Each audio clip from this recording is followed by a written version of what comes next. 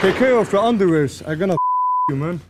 Yes, ladies and gentlemen, thank you once again for joining us for this latest episode of It's Not Cage Fighting and our preview of UFC 227. I want to start off by apologising for us being unable to do a show for 226. There was a certain football tournament which sort of got in the way. Did it come home? Didn't come home, unfortunately. It just went next door. So, of course, you might know all of us by now. My name is Karl, that's Max Grant. Right. We've got professional fighter Tim Close.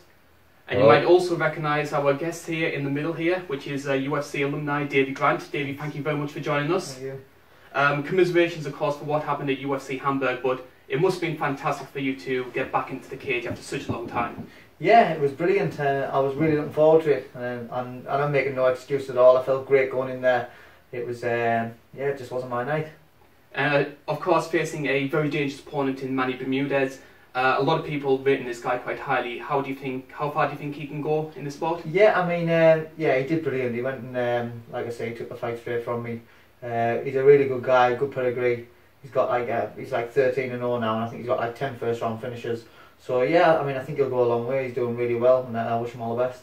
Must have been a great experience as well being in Hamburg. Did you do any of the tourist stuff? You know what it is, Hamburg. It was the first time I'd ever been, and what a lovely city. It really was nice. It was it was so chilled and like loads of nice greenery. And it was nice to get around. I loved Hamburg, and I'd definitely go back. But it's great that you're actually back so you can enjoy our next pay-per-view, UFC 227, which takes place a week from now. Now, I sort of feel like we've sort of been a bit spoiled recently when it comes to pay-per-views. Like 225 was a massive card, 226 as well, of course, DC making history there. 227, in comparison, it's safe to say it's lacking somewhat. Yeah, a little bit. And a lot of the fights, like you said before, a lot of them fights are rematches that we've already seen. Now, some can be interesting rematches, but at the same time, we've seen a lot of fights on this show that we've already seen before. And you've got to also say, yes, Garbrandt Dillashaw is the money fight, but should there have been a rematch as quick as that? Should someone else have maybe got a chance beforehand? Unless it was in the contract.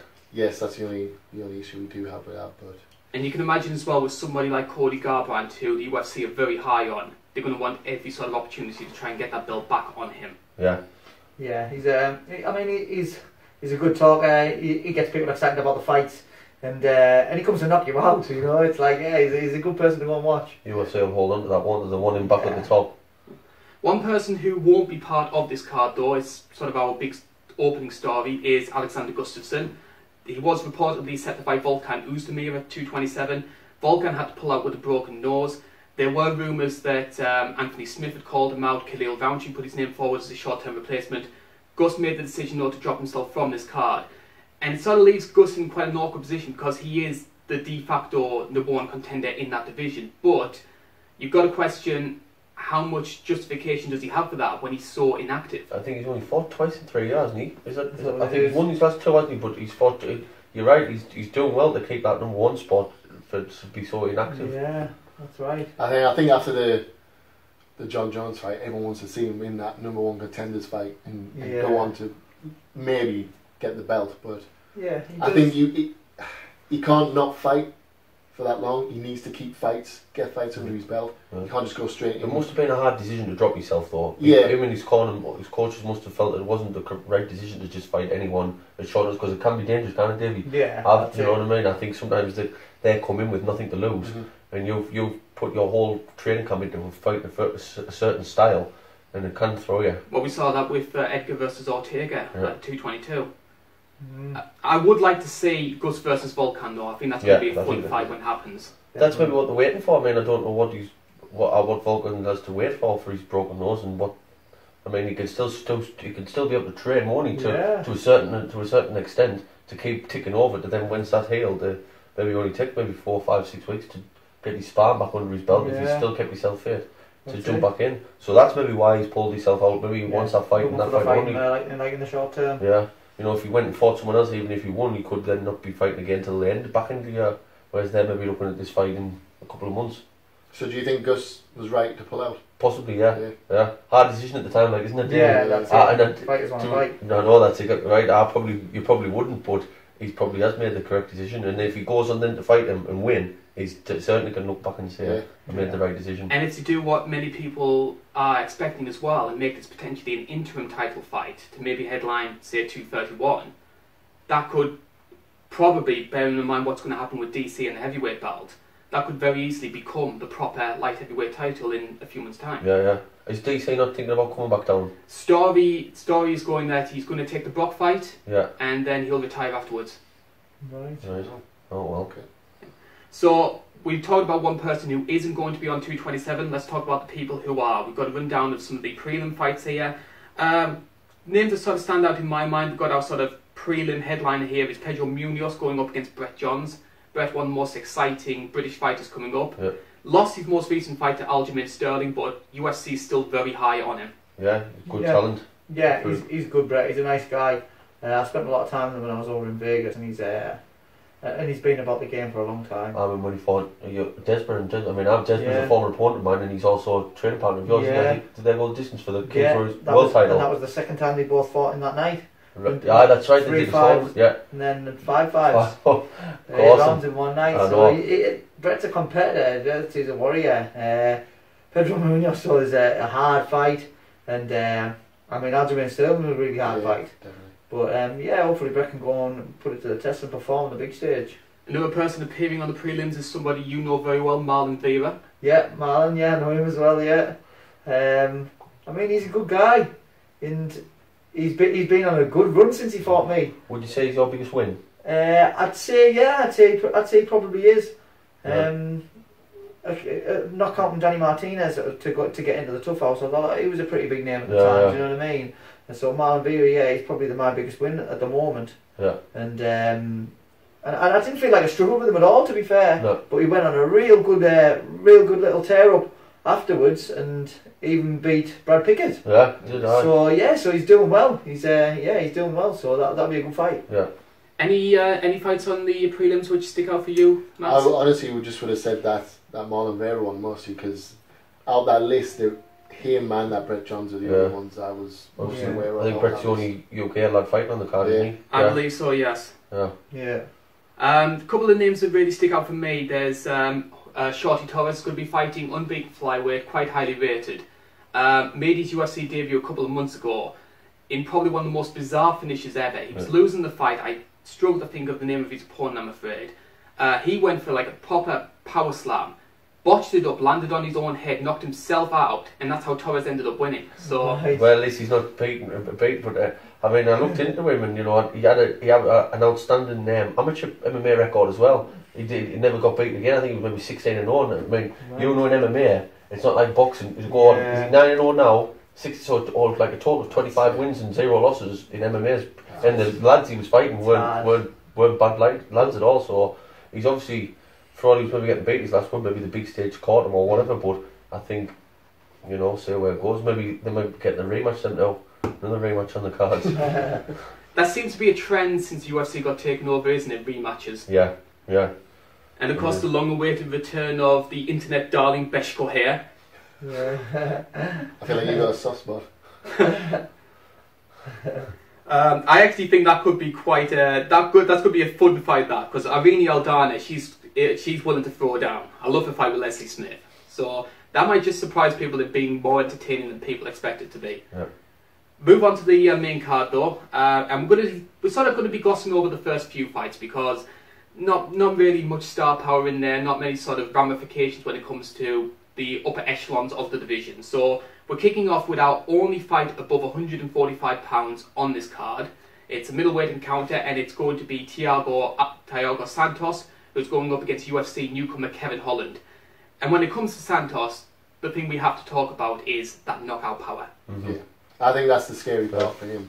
And I think personally, he's a hard debut. It is. That is a very. Well, no matter how good, fight. Yeah. You're right. That's a very hard debut, and I don't think the lad's a major name or anything. I know he's good, but it's as if he's coming from like being in another stardom of another organisation. To then he's come up as a fairly newcomer really, and got a hard debut really. Santos has got UFC wins under his belt, so. He's been in UFC years now. Good for years. So his striking is right up there as well. I think most of his wins are I would say by knockout, as far as I can remember. A lot of knockouts, TKO. Body kicks as well. Yeah. He's very good with the body kicks. Was riding a 4-fight winning streak and then got knocked out by David Branch in April, which, no shame in that. I am very high on David Branch. In terms of his opponent though, for anybody who might not know Kevin Holland, he's a veteran of LFA. He's had wins over plenty of stars. Fought UFC named Curtis Melender, who was currently 2-0 in the promotion. Recently appeared on Tuesday Night Contender. Didn't get a contract with the UFC. Dana White said the reason for that was that he seemed to be showboating too much. He pulled the old Mike Jackson, which never goes down well with Dana. Yeah. Right. Dana makes it clear when people are showboating as well. Yeah. That's it. I think there's a tact. I think you can get away with it, but it has to be tactful. Yeah, You know what I mean? It's like I don't think there's anything wrong with getting in people's fit, getting a bit more excited about the fight. Oh yeah, so definitely. as long as you like it, when you're blatantly mocking your opponent, it's not good. And the thing as well, if you're doing that and you could win the fight at any point. That's it. Finishing the fight's got to be more important. Definitely. Yeah. And the interesting thing as well in regards to Holland is he's taken this fight on 10 days' notice. I believe Santos was they hoped that Santos would be brought in to take on, I think, Derek Brunson, because Antonio Carlos fell out. Brunson decided, I don't really want any part of this, so Holland's taking this fight on 10 days' notice. So you've got somebody who has absolutely nothing to lose, and if Holland was able to pick up a win... Brilliant, but still you say he's got nothing to lose, but if he'd been signed with the UFC, he's still probably in his right. A lot of fighters would say, oh, maybe like 1 or 2 wins under my belt, then go for Santos. So he is really, he's done well. I mean, that'll probably go down well in the UFC. One of the Dana, he'll like someone not being afraid and shying away. Definitely. Yeah, definitely. The other fight, sort of like before we get to our main three, is a women's strawweight fight. I always love when they put the random strawweight fights on the main card. This one does have a bit more purpose because one of the ladies in it, Poliana Viana, she's making her second fight in the UFC. She is 10-1 at the moment, and she's won her last 6 by first round submission. So a lot of people are rating this girl very highly. Fantastic debut against Maya Stevenson, and that submission game is very impressive. Yeah, definitely. I think you see it with Ronda Rousey, and that's the big name you can go to. Is her win she'll get in all by armbar.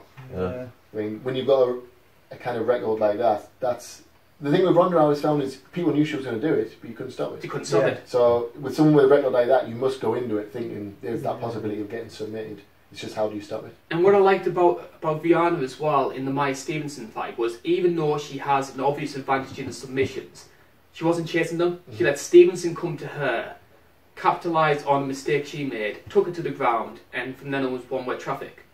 So she's not that sort of bull-rushing type, which is quite refreshing to see. She's going up against JJ Aldrich, who is primarily a stand-up fighter. I believe she is 2-1 in the UFC, had a win over Danielle Taylor recently. A bit of a reputation for dull fights though, I'm afraid. Right.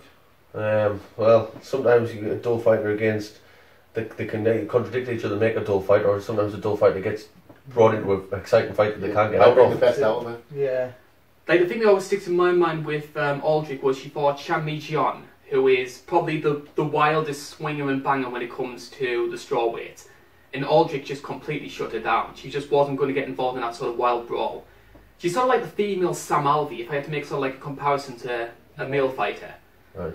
Do you think Aldrich's just a sacrificial lamb here? That she's just somebody brought in to push the big prospect? Probably. Yeah, Probably. but you can never, when these girls have got to this level, you can never write them off, can you? No, that's it. Do you know what I mean? But do the UFC, do you think, do stuff like that though? I mean, I think they probably they get their hot top of talent, don't they? And then some people get a bit of a different sort of match-up. They've made it as big as they are now because of how they've match made it over the years, and they've obviously doing it right, aren't they? Yeah, and sometimes you get these like sort of like the cash cows, if it were, and then they might get sort of fights what's going to suit them a bit better. Do you know what I mean? But it's a business at the end of the day. Of course it is. Of course it is. Some people look, if they've got that sort of star quality, that thing what people want, then you're going to get looked after better, and that's how it is. Yeah, definitely. You look after your prized possessions, don't you? Yeah. Well, we saw that earlier in the year when we had Dern versus Amanda Cooper, where Cooper was arguably a scapegoat to try and promote a highly rated prospect in Dern. Yeah. Yeah, I think with the UFC is you're going to get all. That's also their that's also their chance as well. Yeah. To put the point across to the people out there and the UFC to say, look, I'm just as good or if not better, and now start looking after me if they get the win. So it's a bit of a catch-22 if you like. That's it. But when you go and fight someone with a bit of hype behind them, then there's your potential to go and see that hype train. So the people who are getting brought in are going to be thinking champion. Yeah, definitely 100%. It's their chance, like you said. The thing with those, you need to take those chances. Yeah, you do, definitely. Can we see Aldrich taking this chance? For me, no, personally, but that's... No, possibly not. But like Davey said, when you get to this level, you have to give them enough respect to not... it's not going to be as one-sided as what you think, but it's probably going to get stopped. So we'll move on to the serious stuff though, our 3 main cards. And first one is a big one when it comes to the featherweight division. We've got the number 5 seed Cub Swanson going up against Renato Moicano. And we'll start off with Swanson, he's been around the sport for absolutely years. And he's always down for a good brawl. I love watching Cub Swanson fight. Did he fight Ross at one point? Yeah, I think he did. And I think if I could be wrong here, but didn't Andy Ogle not fight him all years ago? Years and years ago. Oh, did he? I think he did, you know. I think he did. Right. I'm sure he did. Can you remember that, Karl? I do, yes. Did he fight him? Am I right? I think he might have done, yeah. Yes. Yeah. I think Andy might have even won. I think Andy won Cub, and then he went on and lost his next 4 UFC fights, but he beat Cub Swanson. Did he? God, I can't remember that then. That's a long time ago, like, Right. but, I mean, you're talking whenever, but it's obviously come on. I mean, I think that was a major upset.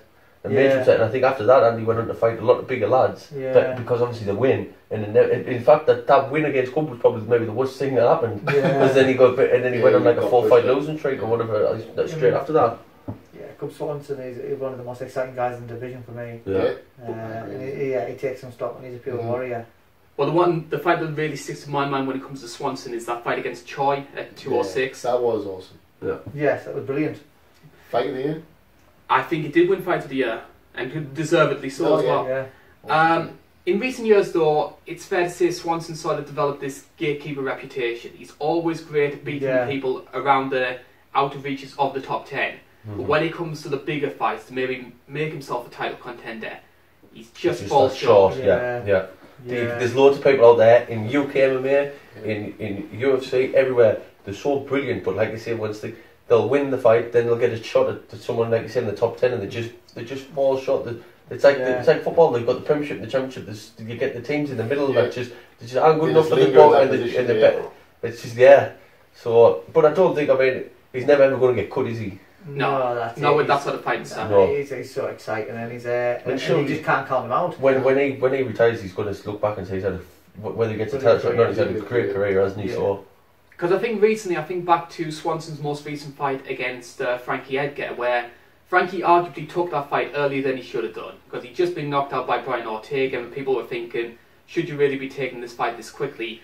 And even though Swanson had a big opportunity to make a statement, he wasn't able to take it, and he ended up losing the decision. And I just thought, that was the moment that sort of made me realise I don't think Swanson will ever be the man. Yeah. I think you're right there, definitely. For me, it is against Frankie Edgar, which again, I know a lot of people say he's possibly on his way out as well, but I just think that Frankie's another one he's been around the sport so long, you can't ever count him out. He's done everything, hasn't he? Yeah. Swanson though is going up against somebody who is very highly rated to a lot of people. Personally, I think he's the most underrated fighter in the UFC right now, Renato Moicano. 12-1 record. His only loss came against Ortega, and it was in a fight which arguably he was winning up until the 3rd round. Yeah, it's not a shame to be losing against Octagon. I think he's one of the best talents coming up. I mean, honest to God, he's so exciting to watch. He's got everything on, and he looks huge. He looks like a welterweight fighting a featherweight, doesn't he? These featherweights are getting bigger. I think Hussein walks around about 185. Yeah. Scary, that, isn't it? Yeah, it's crazy. It is. I mean. And that can be, especially that can be a factor, can't it? Like and you generally say size, you're not bothered with everything. Especially with his style, like, you know what I mean? Because he sort of hits you, gets you rocked, and then jumps on the submission. He's a one to watch out for sure. Definitely 100%. I watched a clip of him just doing an open workout. Some of the submissions he was doing were just unbelievable. Flying triangles and stuff, and then hitting the sweep of it. It was brilliant. Yeah. Going back to Moicano though, he's also a guy who was coming into this fight with a lot of momentum as well. He fought Calvin Cater at UFC 223, and Cater was somebody who was quite highly regarded after his win over Shane Burgos, and Moicano just absolutely shut him down. A lot of leg kicks, completely neutralised any sort of movement, and if he applies that sort of strategy against Swanson, who is very This fight actually makes sense, doesn't it? It does. The way it's going on there, it really does make sense. This fight, he's not out of reach, and it's probably going to let people know where he actually for himself, let him know where he stands. Because like you say, if beating Quob, then he would probably catapult him in as a top 10. Definitely a catapult shot for him. Yeah. Honestly, I know I say this all the time, but it's one of these opportunities. You've got to take it. Yeah, definitely. It is an opportunity for him to take and move up. And I think it's the correct for both fighters actually. I don't think it's a bad one for any of them. It becomes a dangerous fight for him. Yeah. Definitely.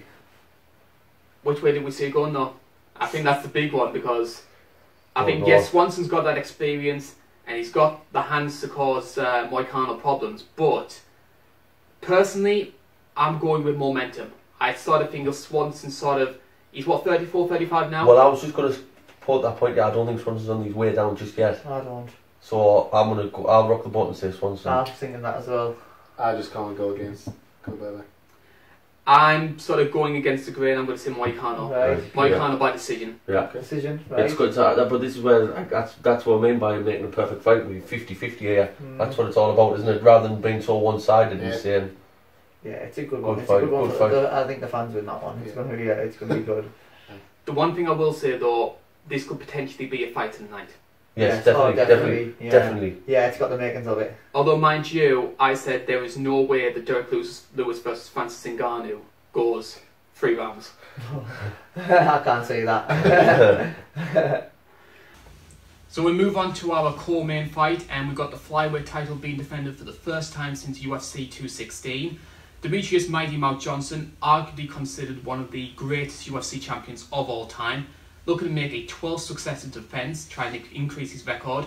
And he's going up against a man who he's fought before, Henry Cejudo. The two first met at UFC 197, with Mighty Mouse winning in the first round. And really sort of the selling point for this one, because this is sort of like the card of rematches, the big selling point for this one is how much has Cejudo improved since that first fight. What's he on? Is he 2 wins, 1 loss since? Yes, he's won his last 2. Yeah, his loss was against Benavidez, which was a very close fight. Yeah. Personally, I think it should have been a draw. And then he beat Wilson Hayes, I believe, in the second round by knockout, and Sergio Pettis at UFC 218, I think. He probably deserved his rematch, hasn't he? Yeah. I know.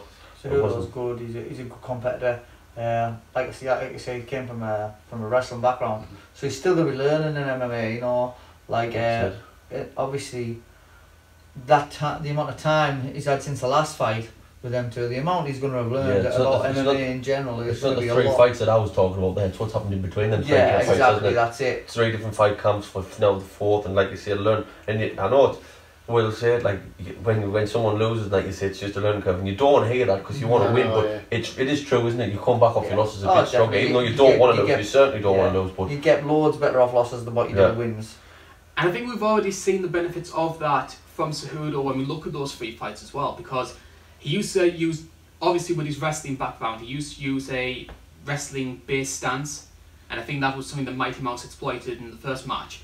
But since then, his stance has changed, he's got more power in his striking. It's going to be a different fight, isn't it? Yeah, I think so. And I mean, like, Wilson Hayes maybe isn't the best stand-up fighter in the flyweight division, but Cejudo absolutely embarrassed him. It was so impressive how good he was in the stand-up in that match. Yeah. But then you've got to kind of emulate that when you fight Mighty Mouse. Yeah, that's a completely different. That's a different ball. Mighty Mouse is up there, and I mean, Cejudo might have been downhill and he fought him, then he might be there now. But he's still not there. Do you know what I mean? It's like, I mean, DJ just puts everything together so well, and he's lightning quick, his footwork, striking, wrestling is so on point.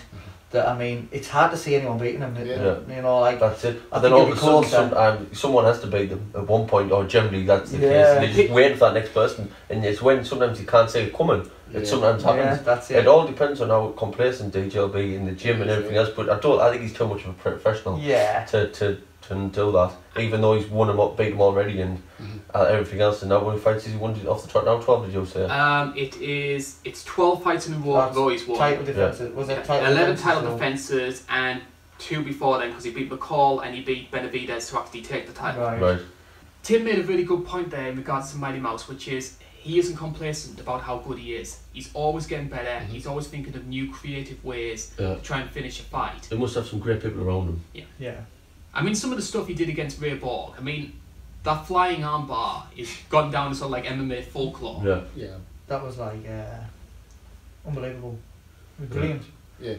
And the thing is, you didn't expect. I'd never seen that done before. No, It was the first time I'd ever seen it. It was nice.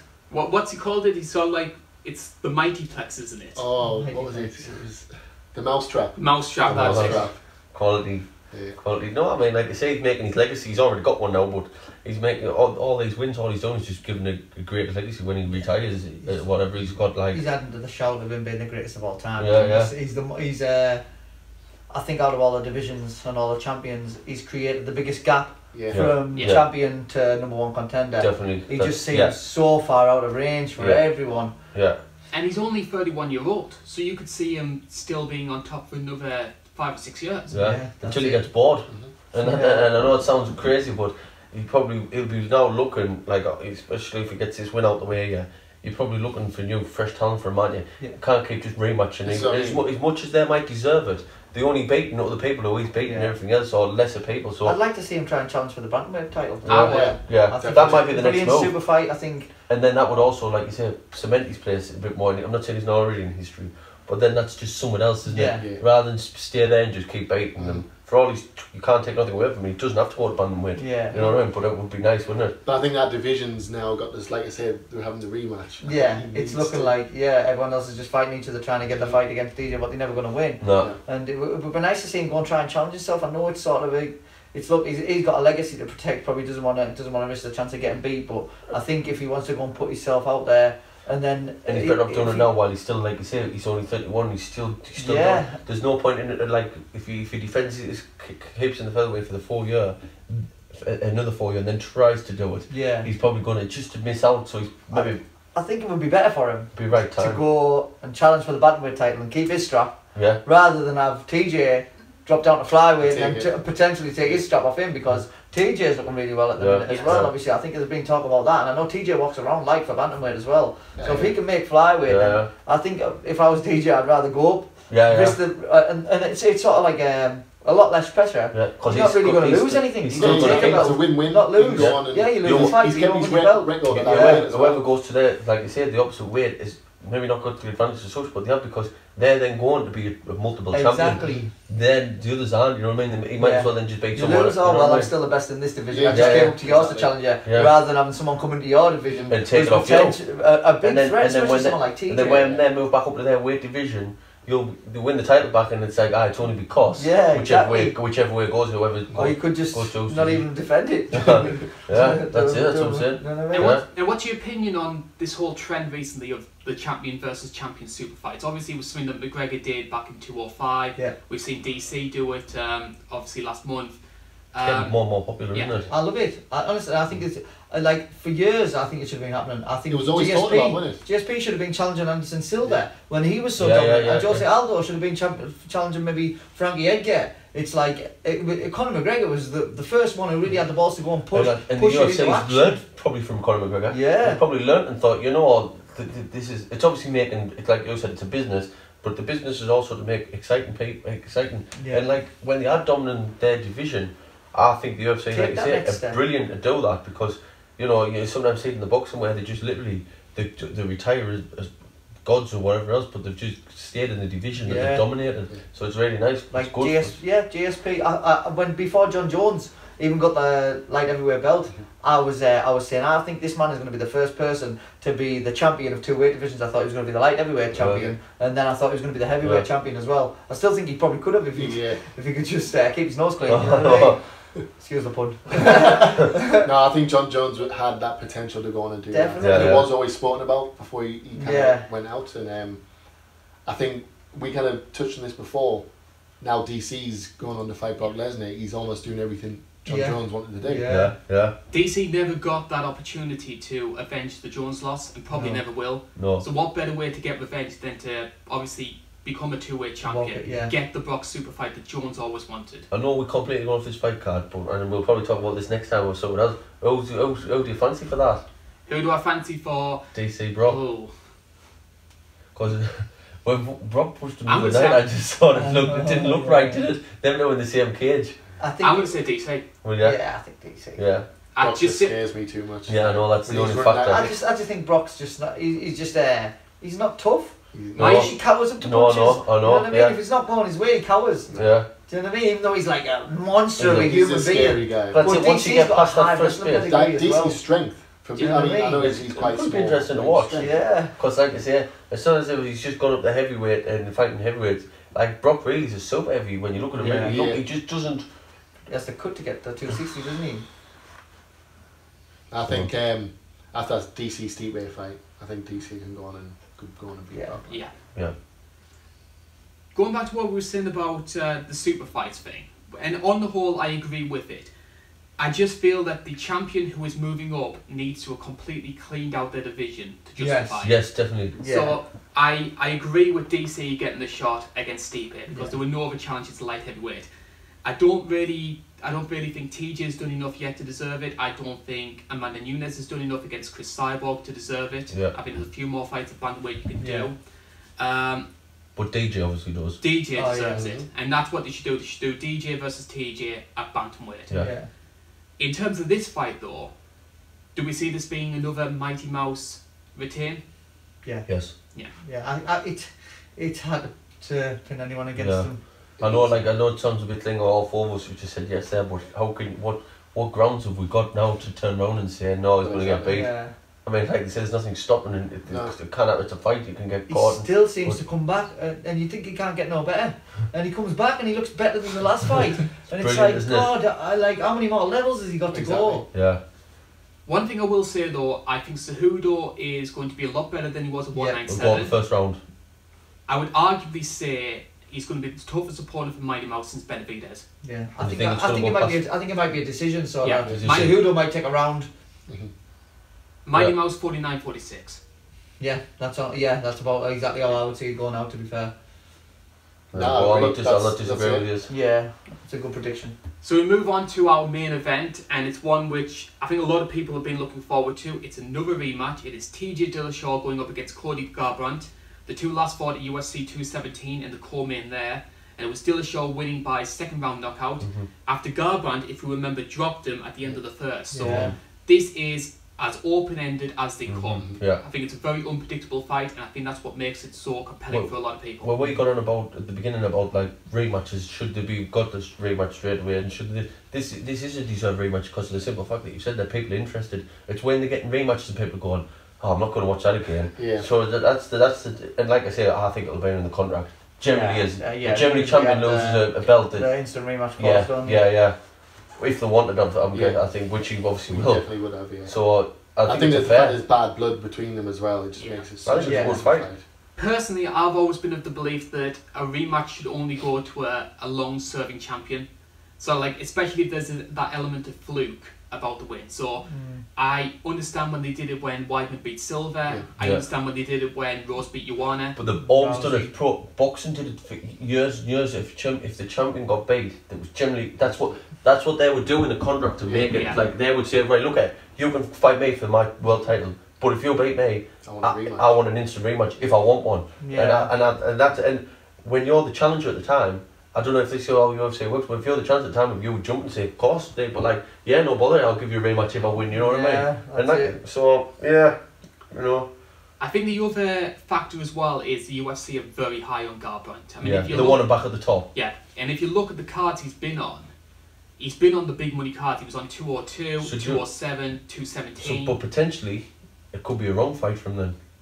Because another loss is like, you know what I mean? But maybe could have, but like you say, he probably wants that back, doesn't he? But they could have maybe given him 2 fights and someone in the top 10 who they know is going to win, put him back on that winning streak, and then go for it. But I thought Garbrandt was going to win the first one. To be fair, Yeah. you know, like after watching them on the Ultimate Fighter, I thought Cody's demeanour and the way he was talking to TJ, I think it looked as if he used to bully him in the gym. You know, it was like the way he was talking to him, it was like a bully. And I'm thinking, you would not have that confidence talking to someone who used to have their way with you in the gym. No. It was like so alpha male in him that I thought, Cody knows he's going to beat him here. But you know what I mean? It'll be totally different now. He's been knocked out of a morning. Yeah, surely. definitely. I think he's. TJ's confidence got roof, and I don't care what anyone says. even if you know you can beat someone 9 times out of 10, right? Like we were on about before. If that person has knocked you out, it's got to be in the back of your head for the whole fight camp and the whole of the fight. TJ's got skills and he's the better all-round fighter. Yeah. I think he is, yeah. But Garbrandt's got the power. Yeah. And it's like, and he's got like that animosity about the way he fights as well. He's swinging, he's trying to take your head off. Whereas TJ is technically better. Yeah. Do you know what I mean? Yeah. And that's what happened in the last fight. I think his movement, his head movement was spectacular, to be fair. And he just landed the right shots and kept out the way. Yeah. But if there was a little bit longer in that first round, he was probably going to get stopped.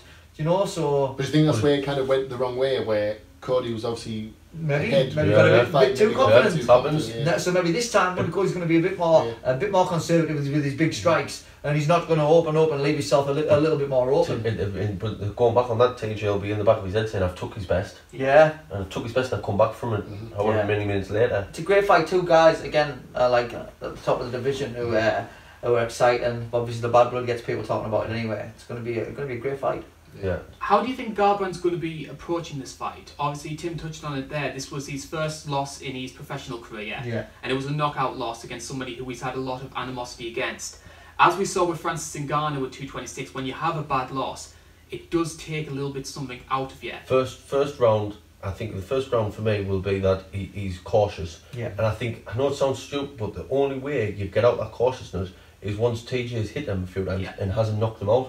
And like you do, don't you, get in the swing of things once you start getting caught a few times. Not that you don't know where you're at, but you just, I think the first round might not be that open and it might not be that exciting. Yeah, they're both probably going to be a little bit more cautious. Definitely. I think once someone gets a clean hit, it's just going to, the fight's over. That's when they're going to be going for it. Yeah. Once someone's on the back foot and they know they've got something they have to get to win or whatever, I think, but I do think the opening round will be quite touchy. A lot of feeling each other out. Yeah, even though they've already fought and like they know each other. Yeah. But like I say, they're going to come in different, aren't they? Maybe not TJ, but Cody's going to come in different. I think a different approach, surely. Like we were saying earlier on, Cody's obviously he's been beat now, and honestly, I know from experience, we both know that you get beat, you come back better. Yeah, definitely. And it's just because you know now you've got something to change. When you just keep winning, you think you're doing everything complacent. right. You do. And then when something goes wrong, and it makes you work twice as hard as what you would if you won to go and get back. It's like now you know something's wrong. Whereas you might win and you might think, I've got to work on this, I've got to work on that. Oh yeah, I'll maybe watching the fights back what you've won and still think, oh yeah, I could maybe do with doing this. But when it hits home hard and you've lost a fight, you know there's something big you have to go and work on. Especially when the stakes are so high. Yes. That's not just a normal fight. I think Cody will come back like a lot better fighter than what he was. Yeah. The one thing I would like to see from Cody, which I think sort of let him down at 217, was Cody's got amazing power in his hands, but that seems to be the only thing he's got. He's very reliant on them. Whereas I felt when it was straight up. When it was basically a boxing match, Garbrandt was getting the upper hand on Dillashaw. What Dillashaw started to do in the second round was he was a bit more unconventional in how he was striking, mixed up these kicks. Actually, I think knocked Cody down with a head kick earlier on in that round before the KO. And I think Garbrandt sort of didn't really know how to deal with that. So Garbrandt needs to realise that TJ has that unconventional side to him. Yeah, I think maybe he's, I think Garbrandt could, I don't know about him bringing in, I don't think he's going to change his style much, you know, but I think he'll be a bit more conservative and a bit more patient looking for the bigger strikes. You know, when TJ's trying to come in and rather than opening up, I think he'll probably like just try and watch him a little bit more and then time his shots better. He's got 25 minutes, hasn't he? Yeah, exactly. And Cody needs one shot and he can put anyone down. I agree. So I think patience, and he gets emotionally involved. I know, straight away. And I thought that was going to be a big telltale in the Cruz fight. I thought he's way too emotionally involved in this, and he's going to gas out and stuff, and he didn't. He was fearless. And he was like, I didn't expect him to beat Cruz as well. So I didn't want to bet against him again, so I didn't bet against him when he fought TJ, and then TJ came and won. But I think if he's sort of just curving the way that fight, he's still pretty like raw. And so once he just tightens everything up. So you think he might in this fight he'll be less? Well, show that less arrogant side, maybe. I think so. Yeah. I think so. Definitely. I think it'll help him. Yeah. He's got to ease up on the arrogance, but he can't lose that swagger. If he loses that swagger, that's it. It's that balance. Yeah. It's that balance totally. That comes with his fighting style as well. Like, you do need that with him. And I think that's what makes it such an exciting fight, isn't it? I believe the bookies have this one as a pick'em. I think Dillashaw is the favourite, but it's something like a -150. So yeah, it's not much. Not much whatsoever. What do you think the future of the bantamweight division is after this fight? Because obviously, I think if TJ wins this again, then there's a possibility of a Mighty Mouse super fight at flyweight or bantamweight. You've got Marlon Moraes, who's making a good claim for a title shot now. Yeah. If Garbrandt wins, do we be a win third this for a fight. third fight? There will be. There will. I think fight. more so if there's if Cody was to knock him out. Yes. Because it's a knockout. Whereas if it went like a 5-5, bit more boring sting, I think they would probably maybe give them a couple of fights each, and then maybe look at a third trilogy just for talking sake, because they'll want it. But I think if an exact reverse of last time, and he gets the first round or second round knockout, I think they'll then go for look at one each, and it's an exciting fight. Yeah. They'll have two exciting fights. I think while they're both at the prime or while they're both on this stage, I think they'll spin off. They'll fight 3 times off the belt. Yeah. I do. Yeah. Which I don't have an issue with. I mean, like Edgar Maynard You don't mind if it's an exciting fight. Yeah. Edgar Maynard's one of my favourite trilogies, and those fights were pretty much back to back to back. Yeah. Yeah. Yeah. Great fights. Yeah. But that was so much hard from Frankie in those fights, man. It Yeah. was- Has the UFC ever done it though? Well, I know that because there was a fight in between, wasn't it? Have you ever seen the 3 trilogy off the bounce?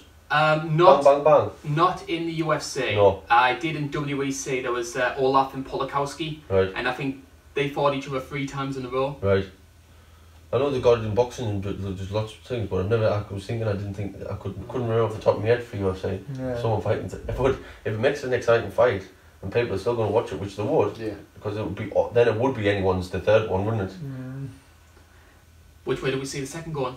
I'm going to go TJ, and I was on the fence, it really was, but if I don't really want to say, but I know that's what we're doing, so I'll say TJ. But yeah, I don't know. Honestly, I'm struggling to pick them. I know. I really can't. That I said Cody the first one, and then it never came off. I said TJ the first one. I was talking to someone the other day, and I chose Cody, to be fair. But Yeah. I'm thinking about it, and I think it's hard to go against a champion as well, and the champion who's just knocked him out. It's Yeah. quite like, for all, you wouldn't be wrong by saying any of them, but like, you've got a good point to give like TJ the upper hand, haven't you? Yeah, TJ Surely. he is more technical, and TJ.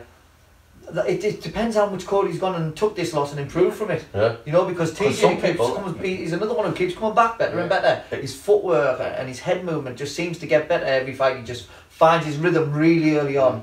Cody comes in the same, he's going to get beat. Cody comes in with a few more levels in his game, then he's going to pose TJ a that's hell of what a more I think he's gonna problems. do. Once in a while though, there is also the possibility, you were saying about when the people get beat, they come back better. There is a possibility, I've seen people when they get beat or got knocked out or exposed, they never come back the same. Yeah, They that's literally right. go on they lose one fight, you think, right, they'll learn from that, and then all of a sudden they lose 4 fights. I don't see this happening in this one, No. but it does happen where they lose the confidence, they get beat again of someone else, and all of a sudden you just think, pretty hell, how have they lost 5? Before you know it, they've lost 4 or 5 fights. Yeah, it'll show a lot. It'll show a lot about how Cody comes back. It'll show a lot about Who he is. yeah, not just a fighter but as an athlete. Yeah. And as like And a person. Yeah, He I think seems how mentally upset strong. how upset he was though after the fight, yeah. and Sure. during the fight, and the emotion going. Like, I really wanted TJ to win. Yeah.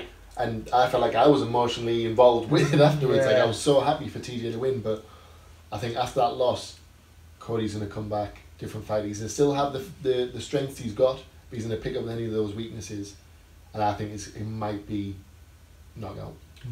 I'm going to go with Dillashaw. I think he's got more weapons at his disposal. Throws a lot more leg kicks, a lot more technical. What I will say though is, I think if Garbrandt gets it done, it's going to be early. Right. I think the longer the fight goes on, I think the more it plays into TJ's hands. Yeah. Yeah, I'm going to go for Garbrandt on this one. Which is painful for me because I don't really like Garbrandt. I don't really like that arrogant just have style, that how feeling. entertaining he is, but I just think he's He's going gonna to come come back back with so strong. much emotion in this one. He's going to, like the knockouts he got in the first fight, I think he's going to capitalise on them this time. Yes. Yeah. Definitely. So, in all, what's our assessment of UFC 227? I mean, Not a bad fight card at all, is it? It'd I be think nice it's to a good see Gus fight fight. Definitely, because like I said, he should be fighting more often. It would be nice too. Whoever he fought would be nice just to watch him fight and get him back on. But no, I mean, and I think also that like Davey, I mean, how interesting and great Davey is to watch. the lightweight, the lighter the weights, they are sometimes more entertaining and exciting. So I know everyone likes a good heavyweight brawl, but like the lightweights and it's full of the bit more action. Yeah. Like, so no, I think I think actually it'll be surprisingly a very good fight card actually. I think it's very interesting that if you actually look at the fight card, apart from our middleweight fight with Thiago, all of these fights are 145 and lower. Yeah, a lot of them get looked over a lot. Yeah. I mean, and that's in UFC as well. Yeah, if they're in the top 10. Yeah. If they're not the lower weights don't get as much coverage. They don't, but a lot of these weights are new as well. Yeah. I mean, 7 or 8 years ago, there weren't any featherweights whatsoever. No, they were all in WEC. So it is getting, they're probably getting, but you say this, and I agree with what you're saying, but they've probably got more on the rooster and the lighter weights than they have at the. But that's maybe why, because there's that many on the rooster. I don't know. Maybe. You know what I mean? You generally know more of the upper weights. I don't know, but no, I think they're definitely breaking through. They're getting more and more. Yeah. Definitely, I think you'll find now that the fight cards, you're looking at more the lower weights than the heavier weights. And if you look at the talent heavy divisions as well, they are all around that sort of 155, 145 range. Yeah. Yeah, that's where some of the biggest fights are coming out from. For a while. To be honest with you, the UFC might have been in a bit of a pickle if they hadn't have introduced these new weights. You know what I mean? Not a pickle as such, but you know, I think it's definitely brought them. Yeah. Definitely, I think it was the correct decision. It was great for my career. Yeah, definitely. We probably would have had Nico Montano headlining pay-per-view. No, actually, Nico's a nice enough girl I've spoken to on social media before, but she's not a star this year. I'll leave those comments to you, Karl. Yes. Don't bring us into it. No, I'm probably going to get sued now. I've seen how she dealt with Ariel Helwani, so I'll see you, in court, probably. So that is everything that we've been discussing on the UFC 227 preview show. I just want to say thank you as well to all the support that It's Not Cage Fighting has got over the last couple of years. The channel has grown. I mean, this was just something that started off basically to pass the time whilst I was doing my main proper job. And to see it grow to about 8,000 subscribers, we're still getting a lot of support, we're still getting a lot of encouragement. The preview shows as well, we've been getting a lot of positive feedback for that. And obviously we've got the sort of rapport now that we're able to attract people like Davey to the show. Davey, thank you very much. Thank you very much. Cheers, appreciate absolute that. Pleasure. That's been Tim Close. Yeah, thank you very much. That's been Max Grant. And I hope you gents will be back when we discuss UFC 228 in a month's time. Yeah. Hopefully we can see Darren Till get the job done against Tyron. Yeah. I can't see it personally, but fingers crossed. Yeah, we'll see. And thank you very much for joining us, and we hope you enjoyed 227. Thank you. Cheers.